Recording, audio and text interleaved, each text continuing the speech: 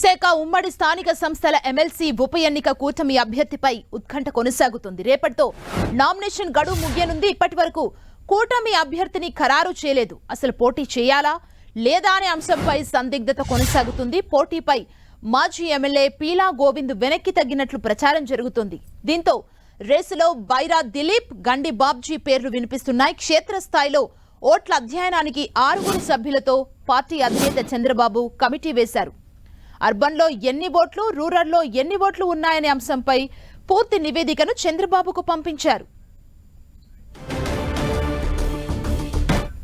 మరింత సమాచారం మా ప్రతినిధి రవిచంద్ అందిస్తారు. రవిచంద్,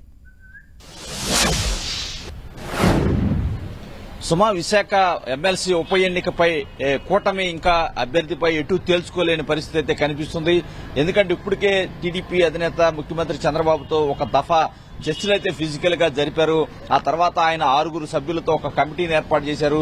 ఎందుకంటే విశాఖలో వాస్తవంగా ఏదైతే 900 పైచిలకు మొత్తం ఓట్లు ఉన్నాయి, వాటిలో టీడీపీ కూటమికి 222 ఉన్నాయి, అదేవిధంగా వైసీపీకి 612 ఉన్నాయి. ఈ నేపథ్యంలో ఏదైతే అధికార పార్టీ ఈ వైపుకి వైసీపీ నుంచి అందరూ కూడా మొగ్గు చూపుతున్నారు. ఎక్కడికక్కడికి ఉధృతంగా ఏదైతే వలసలైతే కొనసాగుతున్నాయి.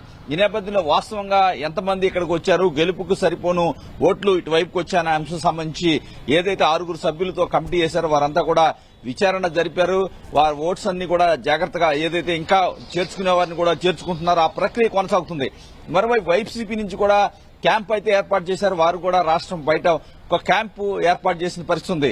ఏదైతే వైసీపీ నుంచి బొత్స సత్యనారాయణ ఈ రోజు నామినేషన్ వేయబోతున్నారు. ఎందుకంటే రేపటితో నామినేషన్ ఆఖరి తేదీ. ఇప్పుడు వరకు కూడా కూటమి పోటీ చేయాలా వద్దనే మీమాంస అయితే పడుతున్నట్టు మనకి తెలుస్తుంది. మొన్నటి వరకు కూడా మాజీ ఎమ్మెల్యే పీలా గోవింద్ అభ్యర్థిని దాదాపు ఖరారైందని ప్రచారం జరిగింది.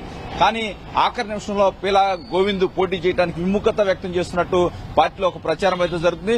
ఈ నేపథ్యంలో బైరా దిలీప్ ఇప్పుడు రేసులో ముందున్నారు. అదేవిధంగా గండి బాబ్జీ కూడా, మాజీ ఎమ్మెల్యే గండి బాబ్జీ కూడా రేసులో ముందున్నారని చెప్పుకోవచ్చు. ఒకవేళ పోటీ చేసేటట్టయితే వీరిద్దరిలో వేరే ఎవరో ఒకరిని నిలబెట్టే అంశాన్ని అయితే పార్టీ టీడీపీ పరిశీలిస్తుంది. బైరా దిలీప్ గతంలో అనకాపల్లి పార్లమెంటు స్థానం నుంచి పోటీ చేస్తారని ప్రచారం జరిగింది. కానీ ఆఖరి నిమిషంలో బీజేపీకి పొత్తులు ఇవ్వడం వల్ల ఆయనకు సాధ్యం కాలేదు. ఈసారి బైరా దిలీప్ కి ఇస్తారనే ప్రచారం జరుగుతుంది. ఏది ఏమైనా టీడీపీ అధినేత ముఖ్యమంత్రి చంద్రబాబు ఈ సాయంత్రానికి ఒక నిర్ణయం తీసుకునే అవకాశం అయితే కనిపిస్తుంది. సుమా, థాంక్యూ రవిచంద్.